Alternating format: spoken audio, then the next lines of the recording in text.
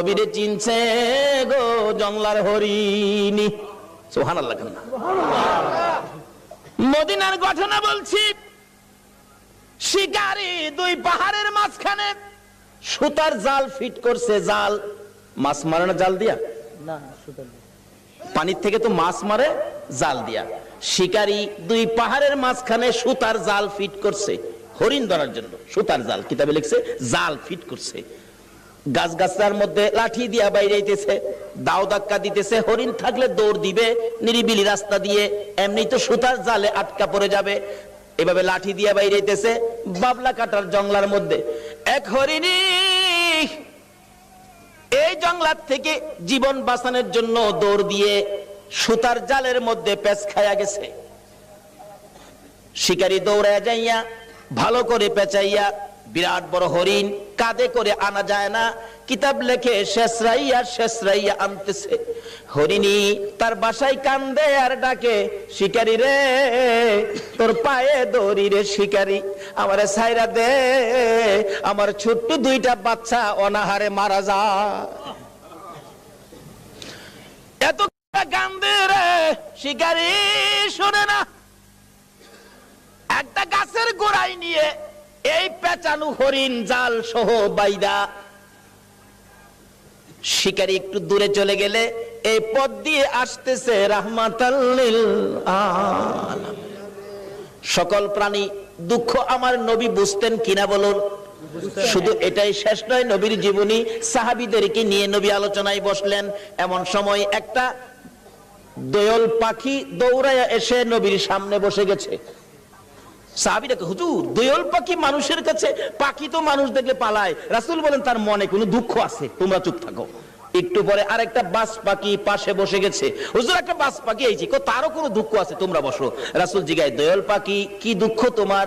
দোয়েল পাখিটা কাতর সুরে বলতেছে, হুজুর এই বাজ পাখিটা আমার সারাদিন যাবত দৌড়াইতেছে, ধরতে পারলে আমার কলিজাটা খুইলা খাবে। আল্লাহর নবী গো, এই বাজ পাখিটা আমারে খাইবার জন্য দৌড়াইতেছে, হুজুর আমার এটা মনে বড় দুঃখ। কয় কি তোমারে খাওয়ার লেগে দৌড়াইতেছে?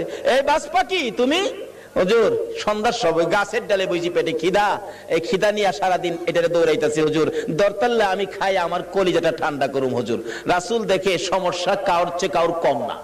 আমার নবী ডাকতেছে, দোয়েল পাখি আয় আয়, তোরে খাইতে চাইতেছে, আয় দিকে আয়। হাতের মধ্যে নিয়ে নবীজি আদর করে বলে দিলেন, যাও যাও তুমি চলে যাও। দোয়েল পাখি চলে গেছে। বাজ পাখি কয় খাইছে, দোয়েল ছেড়ে দিছে, আমারে সাইজ করব। নবীজি ডাকে, দোয়েল পাখি তুমি চলে গেছো? বাজ পাখি জি, আসো। হুজুর হ্যাঁ ছাইরা দেন, আমি খাইতাম না। জায়গা হুজুর আমি জীবন আর খাইতাম না, আমি ছাইরা দেন। নবী কয়, তোমার পেটে যখন খিদা তুমি আয়ো না, একটা কাইক সামনে দে, আবার দুই কাইক পিছে যাবে। আর এইটা কতছো কেন বেটা? আস না, সামনে আয় না। আরে বেটা আয়, সামনে আয়। হুজুর মাফ করে দেন, আমি খাইতাম না জায়গা হুজুর। আমার নবীটা হ্যাঁ, বাজ পাখি তোমার যখন পেটে বড় খিদা, আয় আমার পাশে আয়, আমি নবীর গাল থেকে দুই টুকরা গোশত খাইয়া তোর কলিজা ঠান্ডা করে যা। আয় আমার গাল থেকে গোশত খা। বাজ পাখি নবীর সুন্দর চেহারার দিকে তাকাইয়া দুইটা চোখের পানি জর্জর করে ছেড়ে ছেড়ে কাঁদতেছে আর বলতেছে, হুজুর আর আমার খাইতে হবে না, আপনার সুন্দর বিচার দেখে, আপনার সুন্দর চেহারা দেখে না খাইয়া আমি বাজ পাখির কলিজা ঠান্ডা হইয়া যায়। বলতেছিলাম সকল পশু পাখিরা পর্যন্ত আমার নবীর কাছে শান্তি পাইতো, সমস্যার সমাধান পাইতো, কিন্তু আমরা উম্মত হইয়া নবী দ্বারা সমস্যা সমাধান করতে পারলাম না। বলতেছিলাম হরিণী আমার নবীকে দেখে দুইটা চোখের পানি ছেড়ে ছেড়ে কান্দে, মাবুদ মনের দুঃখ কার কাছে কমুখ? তোমার বন্ধু আইসা গেছে, আমার জবানটা খুলে দাও না, তোমার বন্ধুর সাথে কথা বলি। আমার আল্লাহ বলেন, হরিণী রে আমার বন্ধুর সাথে কথা বলার জন্য জবান চাইছস, যা আমি আল্লাহ খুলে দিলাম। সুবহানাল্লাহ। হরিণের কথা পর্যন্তই আমার আল্লাহ শুনে বন্ধুর পক্ষে যদি যায়, আমরা যদি নবীর পক্ষে থাকি, বলুন আমাদের কথা আল্লাহ শুনবে কিনা? ডাকতেছে, হরিণী আয়, কি দুঃখ তোর? কয় জালের ভিতরে হুজুর আমার দুইটা বাচ্চা হুজুর সবে মাত্র প্রসব করেছি, পেটের খিদায় ঘাস পানি খাইতে আসছি, আমার শিকারী জাল দিয়ে দৌড়ে ফেলাইছে, হুজুর আমার তো বাচ্চা দুইটা না খায়া মারা যাবে হুজুর, মনে হয় আদা মারা হয়ে গেছে, হুজুর আমার যদি দয়া করে একটু সময়ের জন্য ছেড়ে দিতেন, আমি বাচ্চা দুইটারে দুধ খাওয়াইয়া আমি আবার চলে আসব। হুজুর দিবেন কি? রাসূল বলেন ঠিক আছে। নবীজি জালের পেঁচ খুইলা জালটা নিজের হাতে লইয়া এবার হরিণ দিছে ছাইরা। হরিণ তো দৌড়ায় যাইতেছে আর শিকারী এদিক দিয়ে আইসা পড়ছে। আইসা জিগায় আমার হরিণ কই? হরিণ ছাইরা দিছি। আরে কোন কি আমি হরিণ ধরলাম, ছাইরা দিলেন আপনি? কবাটা চিন্তা করিস না, হরিণ কিছুক্ষণের মধ্যে ফিরে আইবো। শিকারী হাসে, কি আশ্চর্য, ধরতে পাই না হরিণ আবার ছাড়লে ফিরে আইবো, এটা কথা কইলেন? আচ্ছা আপনাদের ধারণা কি যেই নবী হরিণ ছাড়ছে হরিণ আইবো কিনা? কেন আমরা না চিনলেও হরিণ এই নবীরে শিকারী আর সহ্য হই আমার নবীরে দমক দিতেছে। আমার নবী বলেন শিকারী রে দমক দিস না রে, যতক্ষণ পর্যন্ত তোর হরিণ না আসবে আমি নবী এই গাছতলা ছাড়বো না। চিন্তা করিস না। হরিণী দৌড়ায় যাইয়া বাচ্চাদের সামনে হাজির, চোখের পানি ছাড়তেছে। বাচ্চারা জিজ্ঞেস করে মা এইভাবে কান্দো কেন গো মা? হরিণ কোনো কথাই কয় না, খালি কান্দে। বাচ্চারা বলেন মা কেন কান্দো? অবশেষে হরিণ বলতেছে বাচ্চারা রে শিকারীর হাতে বন্দী হয়ে গেছি রে বাচ্চারা, দুধ খাইবিনি খা, আমারে মা বলে ডাক দিবিনি ঢাক, জীবনের স্বাদ মিঠাইয়া দে মা কইয়া ডাক দিয়া দে, মারে জীবনের শেষ দেখা দেখা দে রে, দেরি করিস না, রাহমাতাল লিল আলামিনের হাতে রশি লাগাইছি তোদেরকে এক নজর দেখার জন্য, একটা টান দুধ খাওয়ানোর জন্য রাহমাতাল লিল আলামিনের হাতে রশি লাগাইছি, দেরি করিস না, দুধ খাইবি নি খা রে সন্তানেরা, মা কইয়া ডাকবি নি রে ডাক, আর জীবনে দেখা হবে না। বাচ্চা দুইটা একটার সাথে আরেকটা কি যেন কথা বলতেছেন, এ কথাই একজন আরেকজনকে বলে ও শোনো, এক ভাই আরেক ভাইকে বলতেছেন হরিণের বাচ্চারা, মা বলে আমার নবীর হাতে রশি লাগাইছে, এই বেয়াদবি মা করেছে, জীবন দিব রে মার দুধ খাইবো না। আল্লাহু আকবার। বাচ্চা হরিণ হইয়া নবী চিনে, উম্মত হইয়া নবী চিনলাম না। নবীর যারা চিনেছে, নবীর পক্ষে যারা গিয়েছে, বলুন তাদের সমস্যা আছে না দূর হইয়া গেছে? দূর হয়েছে। কিভাবে দূর হয়েছে বাস্তবে আসুন। ছোট্ট ছোট্ট বাচ্চা সবে মাত্র দুনিয়ায় আসছে, একজন আরেকজনের কানে কানে কয় যে মা নবীর হাতে রশি লাগাইছে, এ মার দুধ আমরা খাইতাম না। দুইজন অভিমান করে বসে আছে, মার কাছে আসে না, কথাও কয় না, মা বারবার ডাকে সন্তানেরা রে আয় দুধ খায়া দে, চোখের পানি ছাড়ে আর ডাকে। বাচ্চারা অবশ্য জবাব দেয় মা এত হারামি মা তুমি, এত নিষ্ঠুর মা তুমি, আমাদেরকে দুধ খাওয়ানোর জন্য আমার নবীর হাতে বুঝে রশি লাগাইছো, তোমার মতো বেয়াদব মার দুধ আমরা খাইতাম না। মা যতক্ষণ পর্যন্ত নবীর কাছ থেকে বেয়াদবির ক্ষমা না আনবা ততক্ষণ পর্যন্ত আমরা তোমার দুধ খাইতাম না। কারণ তারা চিনে গো এই নবী না হইলে আমরা হইতাম না, কিন্তু আমরা উম্মত হইয়া নবী চিনলাম না। দয়ার নবী মায়ার নবী দাঁড়িয়ে আছে, শিকারী ধমক দিতেছে তাড়াতাড়ি আমার হরিণ আইনা দেন। এমনি সময় বাচ্চা দুইটা বলে মা চলো না আমরাও নবীর কাছে যাব, তোমার বেয়াদবির ক্ষমা আনবো। বাচ্চা দুইটার সঙ্গে করে হরিণ আসতেছে, কাছাকাছি আসার পর নবীরে ধমক দিতেছে। হরিণ দূর থেকে ডাক মারছে, আরে শিকারী তোর পায়ে ধরে আমার নবীরে ধমক দিস না রে, আমার নবীর ধমক আমি সইতে পারি না রে। আল্লাহু আকবার। আমার নবীর কষ্ট হরিণ হইয়া সইতে পারে না, আমরা উম্মত হইয়া কেমনে সইলাম গো। হরিণ ডাকতেছে শিকারী রে দমক দিস না রে, আমার নবীরে দমক দিস না, পিছনে চাইয়া দেখ আমি আইসা গেছি। শিকারী পিছনে চাইয়া দেখে হরিণ গিয়েছিল একটা, অহন দুইটা বাচ্চা ও সাথে মোট তিনটা দেখা যায়। হরিণ দেখে আর কিছু কয় না।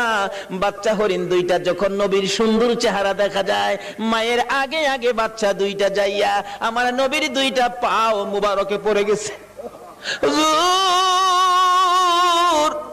হুজুর গো আমার মা বেয়াদবি করেছে হুজুর, আমরা দুইটা বাচ্চা আপনার পায়ে ধরি, আমার মার বেয়াদবির ক্ষমা দেন। যতক্ষণ পর্যন্ত আমার মার বেয়াদবির ক্ষমা না দিবেন গো আমরা জীবন যাবে, এ মায়ের দুধ আমরা খাবো না। আমার নবী ডাকে, শিকারী রে বল এবার হরিণ কোনটা নিবি? বড় হরিণটা নিবি না বাচ্চা দুইটা নিবি? না, যেই নবী হরিণ ছাড়লে হরিণ আসে সেই নবীর নিবি। শিকারী একবার নবীর দিকে চায়, আবার হরিণের দিকে চায়, আবার বাচ্চাদের কাণ্ড কারখানা দেখে শিকারী একটা চিৎকার মাইরা ডাক মারছে, হুজুর আর আমার হরিণের দরকার নাই গো। যেই নবী হরিণ একটা ছাড়লে তিনটা ফিরে আসে গো, আমার সেই নবীর দরকার। হরিণ ছেড়ে দিলাম, আপনি নবীর হাত ধরে কালিমা লইয়া মুসলমান হইলাম। আজকে পশু পাখিরা পর্যন্ত আমাদের নবীকে দিয়ে বিপদ থেকে উদ্ধার হয়, কিন্তু আমরা পারতেছি না। বোঝা গেল আমরা নবীকে ভালোবাসতে শিখি নাই, আমরা এখনো নবীর পক্ষে যাইতে শিখি নাই। কিভাবে যাবেন আসুন আগে বাড়ি। আপনাদের কষ্ট হইতেছে ভাই সাহেব? নবীর জন্য কষ্ট করতে মন চায় না? কেন কষ্ট করবেন না? আমার নবী যেদিন এই দেশ থেকে বিদায় হয়ে যাবে, আমার আল্লাহ জিব্রাইলকে দিয়ে প্রস্তাব পাঠাইছিলেন, ও জিব্রাইল আমার বন্ধুর কানে খবর দাও, আমার বন্ধু এই দেশের মাটিতে থাকতে পারবে না, আমার বন্ধু এই রক্ত মাখা জমিনের মধ্যে রাখবো না, আমার বন্ধুর দেহ আমার আরশের ডাইন পাশে দাফন করব। জিব্রাইল খবর নিয়ে ডাকতেছেন, হুজুর আল্লাহর সালাম গ্রহণ করুন। আমি জিব্রাইলের সালাম গ্রহণ করুন। আল্লাহর নবী গো, আপনার দেহ মোবারক আল্লাহর আরশের ডাইন পাশে দাফন হবে, আপনি খুশির সহিত কবুল করুন। আমার নবী কোনো কথা কয় না, দুইটা চোখের পানি জর্জর করে ছাড়তেছে। জিবরাইল বলেন, ইয়া রাসূলুল্লাহ এত সুন্দর প্রস্তাব নিয়ে আসলাম, কোনো কথা কন না, খালি কাঁদেন কেন জানতে চায়। আমার নবী বলেন, জিবরাইল রে তোমার জন্য খুশির খবর হতে পারে, আমি খুশি হতে পারলাম না। কেন পারলেন না? রে জিবরাইল আমার দাফন আল্লাহর আরশের ডান পাশে হবে, আমি জানতে চাই আমার গুনাহগার উম্মতের দাফন কই হবে রে? জিবরাইল বলেন, আপনার উম্মতের দাফন এই জমিনের মধ্যে হবে। আমার নবীর কান্না আরো বেড়ে গেছে। জিবরাইল না না সইতে পারি না, আমি আরশে থাকবো আর আমার উম্মতেরা এই জমিনে থাকবে, আমার মন মানে না, প্রস্তাব আমি রাখবো না। আমার পক্ষ থেকে একটা প্রস্তাব আমার প্রভুর দরবারে তুলে ধরো। জিবরাইল রে আমার গুনাহগার এতিম উম্মতেরা যেই জমিনে থাকবে, আমি নবী আরশে যাব না রে, আমি আমার গুনাহগার উম্মতের পাশে সেই জমিনের মধ্যে শুয়ে থাকবো। আরে দয়ালো নবী প্রেমের ছবি আর আসবে না জগতে, আমার দয়ালো নবী প্রেমের ছবি আর আসবে না। হাসর দিনে উম্মত বিনে, হাসর দিনে উম্মত বিনে যাবে না নবীজি বেহেশতে, দয়ালো নবী প্রেমের ছবি আর আসবে না জগতে, আমার দয়ালো নবী প্রেমের ছবি আর আসবে না।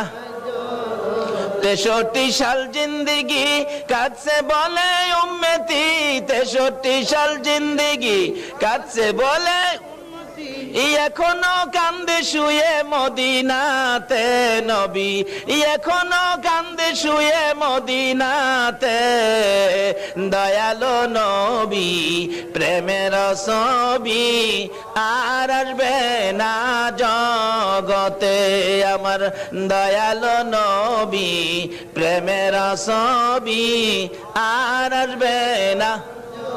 বাবারা ভাইরা, এই নবীকে চিরানোর জন্য আল্লাহ যে কত কিসিমের সিস্টেম করেছে দেখছেন। নিজের নাম রাব্বুল আলামিন, বন্ধুর নাম রাহমাতাল লিল আলামিন, নিজের নাম লা ইলাহা ইল্লাল্লাহ, বন্ধুর নাম মুহাম্মাদুর রাসূলুল্লাহ, নিজের নামে 12 অক্ষর, বন্ধুর নামে 12 অক্ষর, নিজের নামে 12 অক্ষরে কোনো নক্তা নাই, বন্ধুর নামের 12 অক্ষরে কোনো নক্তা নাই। আল্লাহকে বন্ধু তোমার নামে 12, আমার নামে 12, রাইতে দিলাম 12, দিনে দিলাম 12, 24 ঘন্টা। বন্ধু গো তোমার আর আমার নাম একত্রিত করে কালিমাটা বানাইলাম। 24 ঘন্টায় যা গুনাহ করছে তোমার উম্মতেরা, 24 অক্ষরের কালিমাটা যদি একবার লাগায়া দেয়, আমি 24 ঘন্টার গুনাহ আমি মাফ করে দিব। এইভাবে সিস্টেম করে আমার আপনার নবীকে বুঝাইতে চায়। এটা আদম নবীকে না, ইব্রাহিম নবীকে না, মুসা নবীকে না, ঈসা নবীকে না, একমাত্র বুঝাইতে চাই নবী মুহাম্মদুর রাসূলুল্লাহ সাল্লাল্লাহু আলাইহি ওয়াসাল্লামকে। এই নবীকে চিনতে পারলে কোনো সমস্যা থাকবে না, সব দূর হয়ে যাবে। আসুন এই নবীকে চিনবেন কিভাবে, চিনাইতেছে। মক্কা নগর যেদিন বর্বর যুগ ছিল, মেয়ে হইলে জীবিত দাফন করত, জীবিত মাটি দিত। আমার নবী দুনিয়াতে আসার পর এই অবস্থা যখন চলতেছিল, নবীজির একজন সাহাবী যে নাম দাহিয়া কালবি, নিজের হাতে 70 থেকে 72টা কন্যাকে জীবিত দাফন করেছে। 72টা মেয়েকে জীবিত দাফন করেছে। ও মা বোনেরা, তোমাদের শান, তোমাদের মান, তোমাদের ইজ্জত বাড়িয়েছে নবী মুহাম্মদুর রাসূলুল্লাহ। তোমরা তো এই নবীর পক্ষে আসতে রাজি হও না। আসো আগে বাড়তেছি। বলতেছিলাম তোমাদের শান ও মান কিভাবে বাড়াইছে। দাহিয়া কালবি 72টা সন্তান, 72টা মেয়ে আশপরশী সহ দাফন করেছে জীবিত। এখন তার নিজের বাচ্চা হবে, বিবির পেটে বাচ্চা, ব্যবসার উদ্দেশ্যে বাহিরে যাবে। বিবিকে বলে গেছে, বিবি যদি ছেলে হয় রাইখা দিবি সোনার প্যাকেট করে, আর যদি মেয়ে হয় গলা টিপে মারবি, না হয়তো ছুরি দিয়া জব করবি। চলে গেছে, আল্লাহর কুদরত মেয়ে হয়েছে। মেয়েটা এত সুন্দর, একবারে বাপের চেহারা, সেই জন্য দরদি মা মেয়েটার নাম রাখছে জামিলা। জামিলা শব্দের অর্থই হলো সুন্দর। 1 বছর 2 বছর 3 বছর 4 বছর বয়স হয়ে গেছে। দাহিয়া কালবি বাড়িতে আসছে। আসার পরে বলতেছে, মা তোমার আব্বু, যাও যাও তাড়াতাড়ি যাও। আব্বুর গলায় ধরছে, আব্বু আব্বু কোত্থেকে আইছো, আমার জন্য কি আনছো, মজা আনছো নি আব্বু? দাহিয়া কালবি জিগায়, বিবি কার? স্বামী গো তোমার। ওই একবার তোমার চেহারা আমি মারতে পারলাম না। ও মা বোনেরা, তোমরা জীবিত দাফন করতো, গলা টিপা মারতো, আর এই নবী আয়া তোমরার দাম কত বাড়াইছে। দাহিয়া কালবি বলেন, বিবি এ কি করলি, আমার গলায় কলঙ্কের হার পরাইলি। বিবি গো তোমার জামিলাকে গোসল করাইয়া দাও, ভালো কাপড় পরাইয়া দাও, তোমার জামিলাকে লইয়া আমি বেড়াইতে যাব। মা ভাবছে আমার জামিলার প্রতি বুঝি স্বামীর মায়া হয়ে গেছে, সন্তান হিসাবে বুঝি আর মারবে না, মায়া বুঝি হয়েছে। বাবা বাবা ডাক শুনে জামিলাকে গোসল করাইতে গেলে জামিলার মা বলেন, কেন জানি গো আমি জামিলার মাথায় পানি দিতে পারি না, আমার হাতে পানি উঠে না, আমি জামিলাকে গোসল করাইতে পারি না, আমার মন ভেঙে গেছে, আমি জামিলাকে কাপড় পরাইতে পারি না, আমার কলিজার মধ্যে দাও দাও করে আগুন জ্বলতেছে। বলুন, সন্তানের উপর যদি কোনো বিপদ আসে আগে খবর জানে কে? আর যদি কোন কে জানে? আজকে এই মা কি জিনিস, বাবা কি জিনিস আমরা চিনি না। বলতেছিলাম জামিলার মা কাপড় পরাই, চোখের পানি ছাড়ে। জামিলা জিজ্ঞেস করে, মা আমাকে কাপড় পরাও, তুমি কাঁদো কেন? জামিলার মা বলেন, রে সন্তান, আয় আমার দূরের মেয়ে, আমি যে তোমার কাপড় পরাই গোসল করাই, কেন জানি আমার কলিজার মধ্যে আগুন জ্বলতেছে। বুঝি না তোমার বাবা জানি কোন বেড়ানি বেড়ায়। সঙ্গী করে লিয়ে রওনা হলেন। মা পিছন থেকে ডাকতেছে, জামিলা রে, আমি মার বুক খালি করে যাইস না রে জামিলা, যতক্ষণ পর্যন্ত বাড়িতে ফিরে না আসবি আমি মা রাস্তাটার মধ্যে দাঁড়াইয়া থাকবো। দুঃখিনী মা রাস্তায় দাঁড়িয়ে আছে। ও মা বোনেরা, তোমরা কেন এই নবীরে চিনো না? দাঁড়িয়ে আছে। একটু পর একটু সময় পার হয়ে যায়। জামিলাকে নিয়ে এক পাহাড়ের চিপায় চলে গেছে। দাহিয়া কালবি পাহাড়ের চিপায় যাইয়া জামিলাকে দাঁড় করাইয়া গর্ত করতেছে। গর্ত করতে করতে এই পরিমাণ গর্ত হয়ে যাওয়ার পর জামিলা জিগাই, বাবা গো এত কষ্ট করে গর্ত করতেছো কেন? তুমি না বেড়াইতে যাইবা? বাবা চলো না আমরা বেড়াইতে যাই। এই কথা বলতে দেরি নিষ্ঠুর পাষাণ দাহিয়া কালবি জামিলাকে ঘাড় ধরে গর্তের ভিতরে ফেলাইয়া বুকের উপর পাড়া দিয়া দাঁড়াইয়া বড় বড় পাথরগুলো বুকে মারতেছে। জামিলা এমন একটা চিৎকার মারে আল্লাহর আরশ পর্যন্ত কেঁপে ওঠে। আল্লাহু আকবার। জামিলা ডাকতেছে, বাবু কোন অপরাধে গো আমার বাবা আমারে মারে? আমারে মাইরো না, আমি মেয়ে হইয়া জন্মের পরে যদি তোমার কলঙ্ক হয়, বাবা গো আমারে মাইরো না, আমারে ছেড়ে দাও।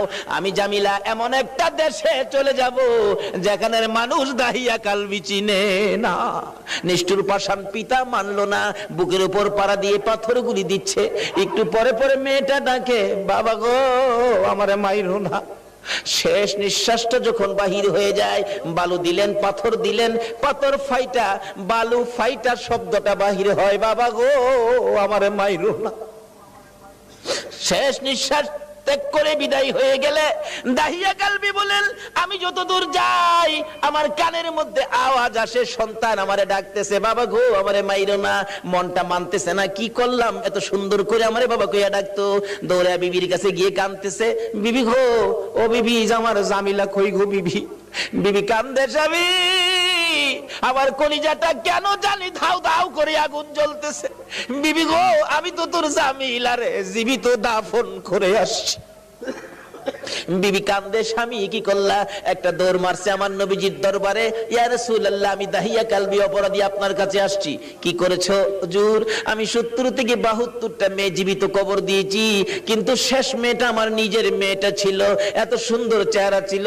হুজুর আমার যখন বাবা কইয়া ডাকছে গো, এখন তো আমি ডাক আর বলতে পারি না। হুজুর গো এই অপরাধ কি আমি ক্ষমা পাবো? আমার নবী বলেন, দাহিয়া কালবি রে আয় আমার পাশে আয়, আমার হাতে হাতটা লাগাইয়া একবার কালিমা শরীফ পাঠ করে দে, আমি তোর পক্ষ থেকে আল্লাহর কাছে ক্ষমা চাবো, আমার আল্লাহ তোরে ক্ষমা করে দিব। আমার নবী ওই দিনের পর ঘোষণা করে দিলেন, আর কোন মেয়ে সন্তান মারা যাবে না, জীবিত কবর দেওয়া যাবে না। যার একটা মেয়ে হবে সে বেহেশতি হবে, যার 2টা মেয়ে হবে সে বেহেশতি হবে, যার 3টা মেয়ে হবে আমি রাসূলের সাথে বেহেশতি হবে। জোরে জোরে কোন সুবহানাল্লাহ। বলুন মেয়ের দাম বাড়াইছে কিনা আমার নবী? এখন মহিলারা এই নবীর পক্ষে আসা দরকার আছে কিনা? ও মা বোনেরা, যদি আমার নবীর পক্ষে আসতে পারো, দেখো না পুরস্কার কি আসে। আর আল্লাহ জানে গো তোমরাই আমার নবীর কদর জানো। যারা আজকে নবীর মহব্বতে এই মাহফিলে বসে আছো, আমার নবী তোমাদের জন্য ফুলসিরাতের গাড়ে বসে থাকবে। হাসরের জমিন যেদিন কায়েম হবে, আমার আল্লাহ বিচারের কোট নিয়ে বসবেন, ডাকবেন ফেরেশতারা রে আমার বন্ধু কই রে, বন্ধু সারা বিচার হবে না, দেখ আমার বন্ধু কই। ফেরেশতারা ঘুরতে থাকবে, কোথাও নবীজিকে পাওয়া যাবে না। হযরতে জিবরাইল যাইয়া দেখবে ফুলসিরাতের কিনারে আমার নবী কান্দে রে। বারবার পিছন দিক থেকে ডাকতে থাকবেন, ইয়া রাসূলুল্লাহ চলুন, বিচারের কোট বসে গেছে, বিচার শুরু হবে। হুজুর চলুন চলুন। আমার নবী জবাব দিবেন না, 2বার ডাক দিবেন জবাব দিবেন না, 3বারের মাথায় নবীজি মুখটা ফিরাইলে জিবরাইল দেখবে নবীর চোখের পানিতে 2টা চোখের সাইড কালো হইয়া গেছে। হুজুর এইভাবে কেন কাঁদতেছেন? চলুন না, বিচার কাজ শুরু হবে। আমার নবী বলবেন, জিবরাইল রে না জানি আমার গুনাহগার উম্মতেরা রে ফুলসিরাতের ফুলের নিচে বইরা যায়, এই ব্যথায় আমি কান্দি, এই দুঃখে আমি কান্দি। চলুন বিচারের কাজ শুরু হবে।